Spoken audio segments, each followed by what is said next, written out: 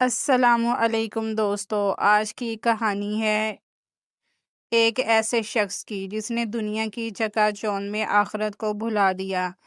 اس نے نہ نماز پڑھی، نہ ماں کی بات مانی اور نہ ہی رب کا شکر ادا کیا، لیکن جب موت آئی تو اس کی حقیقت کھل کر سامنے آ گئی۔ یہ ہے قبر کا عذاب، ایک دردناک سبق آموز داستان۔ تو لاسٹ تک لازمی دیکھیے گا تاکہ آپ کو تمام کہانی سمجھ میں آئے۔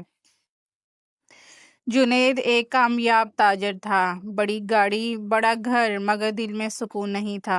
وہ کہتا تھا نماز وہ بڑھاپے میں پڑھ لیں گے، ابھی زندگی کو جینا ہے۔ اس کی ماں ہر رات سجدے میں گڑ گڑاتی، یا اللہ میرے بیٹے کو ہدایت دے، مگر جنید ہنستا، ماں آپ بھی بس ہر وقت دین دین۔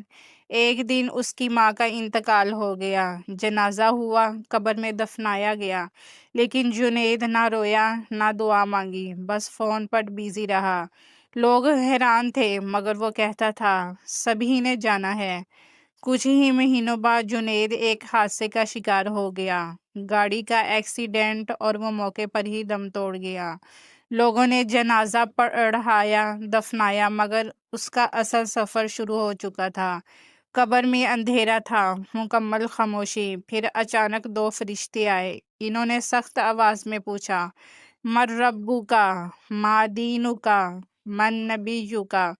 جنید گھبرا گیا، زبان بند، پسینے سے شرابور، اس کے منہ سے کچھ نہ نکلا۔ زمین تنگ ہونے لگی، پسلیاں ایک دوسرے میں دھنس گئی، آسمان سے آگ کی چنگاریاں گری۔ قبر میں سانپ، بچھو اور آگ کے شعلے اس پر حملہ آور ہوئے۔ وہ چیختا رہا، مگر کوئی سننے والا نہ تھا۔